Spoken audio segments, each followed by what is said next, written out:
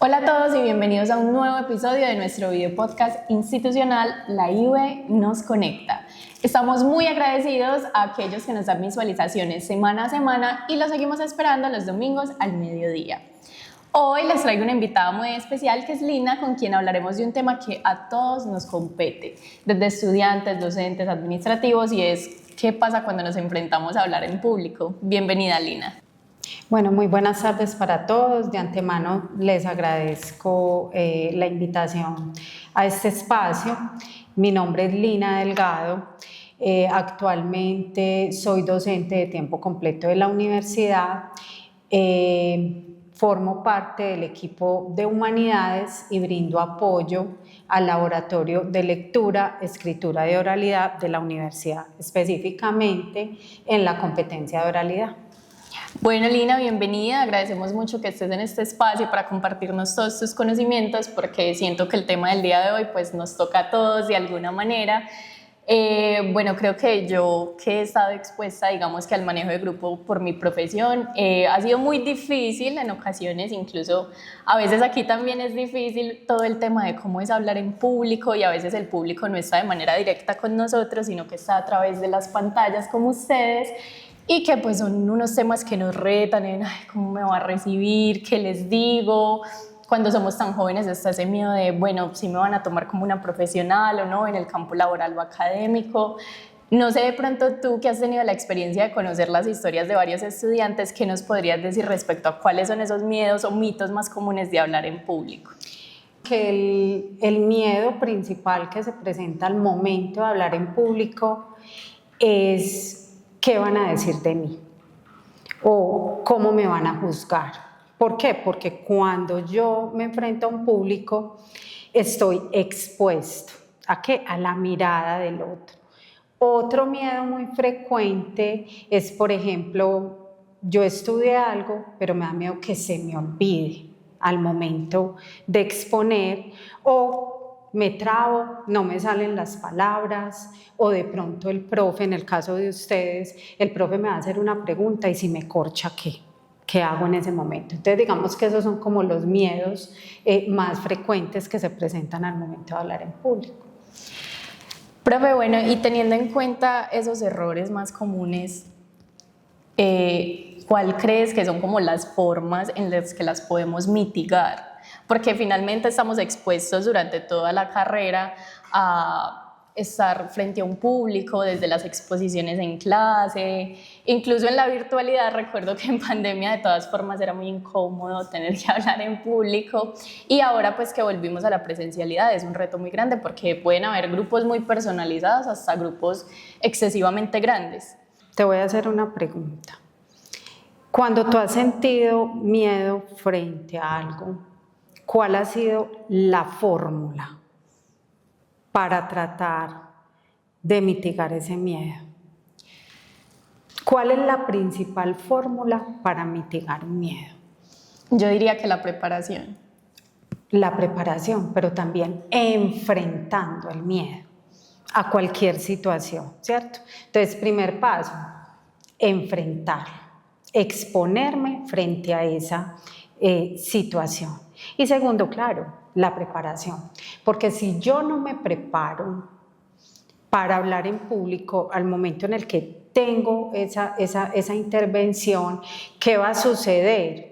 El miedo y el nerviosismo me va a invadir, porque yo sé que de pronto no estoy tan preparada, y si hay alguna pregunta, algún cuestionamiento del público, pues inmediatamente me voy a descomponer.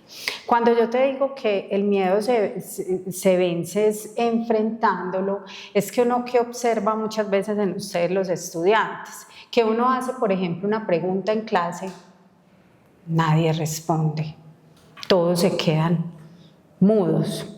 Entonces, si yo quisiera mejorar en esa competencia, profe, yo quiero participar. Entonces ahí comienzo a exponerme en público, y tú sabes desde la experiencia que tienes que a medida que, digamos, la práctica hace al maestro. En la medida en la que yo voy practicando, hablando en público, pues digamos que ese temor va a ir disminuyendo.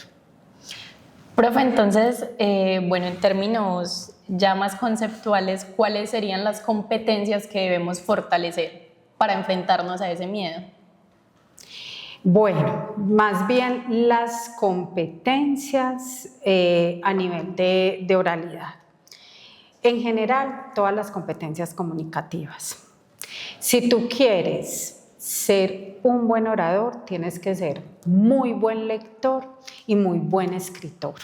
En la medida que tú desarrolles también esas dos competencias, va a hacer que tu discurso sea mejor, sea un discurso más amplio.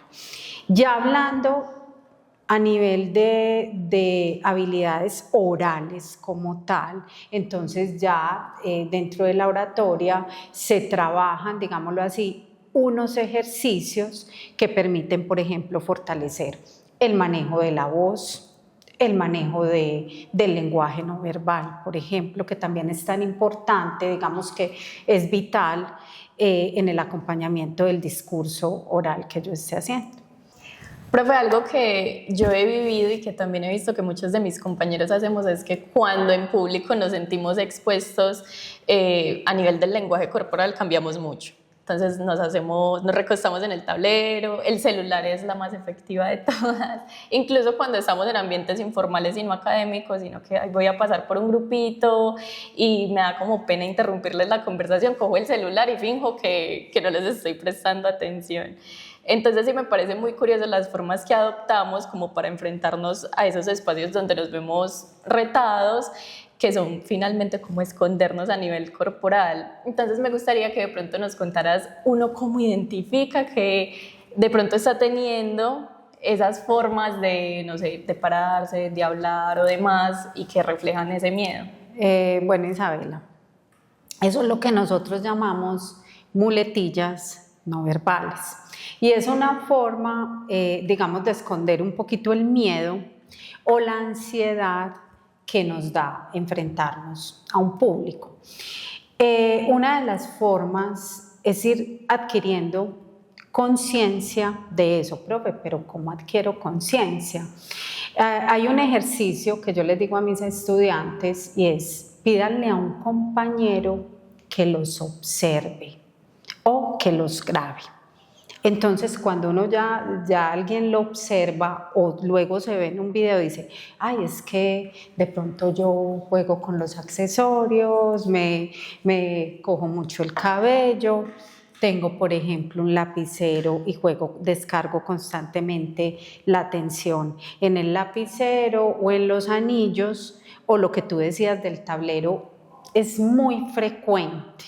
Es muy frecuente. Salen los estudiantes a una exposición y como que no sé qué tiene el tablero, les da seguridad y todos se ubican ahí. Únicamente el que está exponiendo en ese momento es el que se ubica al frente. Entonces, en la medida en la que yo vaya haciendo ese ejercicio de adquirir conciencia, ahí voy mejorando. No se da de la noche a la mañana. Bueno, profe, y yo aprovecho para introducir nuestra sección Estudiantes en Acción, donde van a ser los mismos estudiantes quienes nos cuenten por qué le tienen tanto miedo a hablar en público.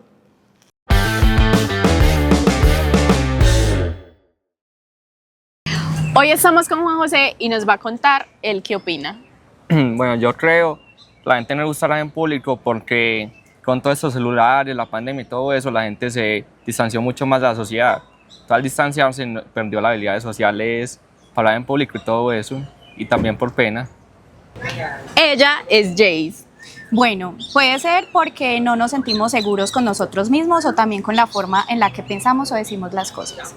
También nos acompaña Sam, que de seguro es un personaje que ya reconocen en la IUE. Hola chicos, yo soy Sam, tengo un emprendimiento de hamburguesas acá en la IUE, ya muchos me reconocerán. Y bueno, vamos a ver qué preguntitas tienen el día de hoy para mí. Bueno, Sam, cuéntanos cómo fue cuando empezaste a ofrecer tu producto. ¿Te dio miedo hablar en público o realmente nunca tuviste ese temor? A ver, yo desde pequeño me he dedicado a las ventas, ayudaba a mi papá en su negocio, entonces esto es algo que es un temor que he vencido desde muy pequeño. Cuando ya comencé acá en la universidad, pues no te puedo negar que hay veces da vergüenza cuando te ignoran o cuando no te responden. pero pues es algo normal del día a día, lo que ya me he acostumbrado. Muchísimas gracias.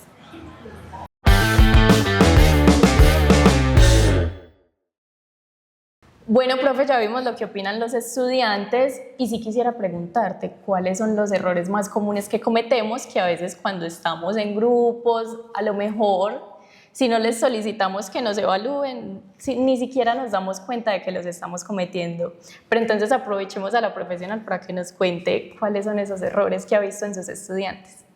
La falta de preparación, preparar con un tiempo muy limitado una exposición, a veces con 1 o 2 horas, porque son cosas que me dicen los estudiantes. Profe, yo preparo una exposición con 1 hora de anticipación. Otro error muy común es cómo utilizan las herramientas audiovisuales. Ustedes se apoyan mucho de las diapositivas.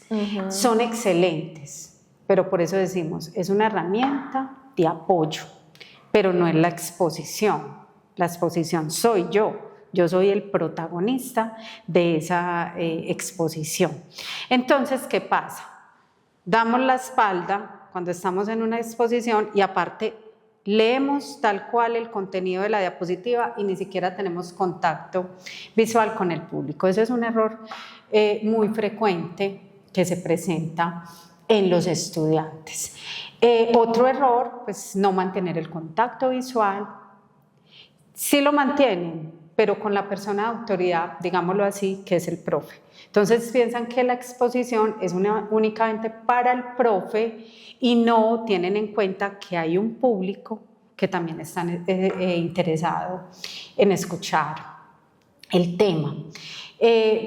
Otro de los errores es precisamente por la falta de preparación, de pronto la exposición en el manejo, por ejemplo, de la voz, se hace más monótona, o hay estudiantes que hablan demasiado rápido porque quieren que la exposición se termine ya. Entonces, ¿qué pasa? Inmediatamente se genera una desconexión. Por eso es que a veces vemos en las exposiciones que los compañeros son con el celular, haciendo otro tipo de actividades, pues porque no hay una conexión con lo que el compañero está diciendo. Otro error muy frecuente es el manejo del tiempo. Nosotros los profesores, en la mayoría de los casos, damos un tiempo para la exposición, 15, 20 minutos. ¿Qué pasa? Como no hay una preparación amplia de ese tema, salimos a exponer, hablamos rápido y la exposición se terminó en 5 o 10 minutos. Entonces, no tenemos presente eso, el tiempo. Profe, también tenía por acá que las dificultades para hablar en público o glosofobia afectan un gran porcentaje de la población. Entre un 70 y 75% de las personas experimentan algún grado de ese miedo, o lo que también llamamos comúnmente como el pánico escénico. Pero entonces, ¿qué diferencia hay entre ser un poco tímido y ya padecer pues como de ese pánico escénico? El pánico escénico tiene que ver con una respuesta emocional y en algunos casos física. Hay personas que cuando se van a enfrentar al público comienzan a sudar, no controlan los movimientos del cuerpo, lloran, pues sienten demasiada ansiedad en ese momento. En cambio, la timidez tiene que ver con una característica de la personalidad. O sea, son personas que de pronto se les dificulta socializar un poco o entablar, por ejemplo, una conversación, etc. Yo he conocido personas que son tímidas, pero que sin embargo pueden hablar en público. Pero ¿cómo logro de pronto esto? Mediante la preparación. ¿En qué? En técnicas para hablar en público. Entonces, en la medida en la que yo vaya practicando esas técnicas, pues eso va a ir mejorando. Profe, bueno, cuando estamos en el aula, digamos que el docente es como nuestro referente de cómo debe ser el manejo grupal. Y bueno, a los profes no les pasa que también les da miedo enfrentarse a ese grupo de, no sé, estaban con un grupo de primer semestre, el semestre anterior, y ahora pasan a un 10º semestre. ¿Cómo es enfrentarse a esa nueva población? ¿A ellos no les da miedo? Bueno, claro, los docentes también experimentamos miedo, sobre todo cuando vamos a tener un primer contacto con ese grupo. Digamos, cuando inicia el semestre, que vamos a trabajar con grupos diferentes. Dentro de esos temores también está, y yo creo que es el principal, y es que el estudiante no comprenda lo que yo le digo, no se apropie de todos esos conocimientos que yo le estoy transmitiendo. Otro temor es que a través de mi discurso no logre enamorar a ese estudiante de esa temática, que no logre persuadirlo y que él pueda decir verdaderamente lo que estoy viendo en esta asignatura es importante para mi vida profesional. Entonces yo pienso que eso es uno de los principales miedos. Pero igual, con la preparación que los profes hacemos de cada una de nuestras clases, pues a medida que va pasando el tiempo, pues ya ese miedo, digamos, esos temores van desapareciendo, pues porque vamos ganando confianza, ¿sí? La práctica es la mejor maestra.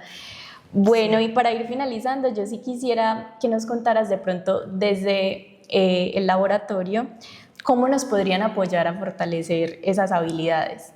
Bueno, acá les quiero hacer pues como una invitación muy especial para que aprovechen las herramientas que les brinda la universidad para fortalecer esas habilidades que ustedes deben de tener como profesionales para salir al mercado laboral.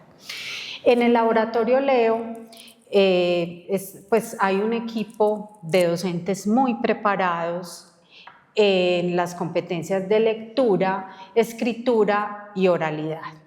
Entonces, de verdad, les hago esa invitación para que aprovechen estas herramientas que los van a cualificar a ustedes para salir a ese mercado laboral y tener un factor diferenciador.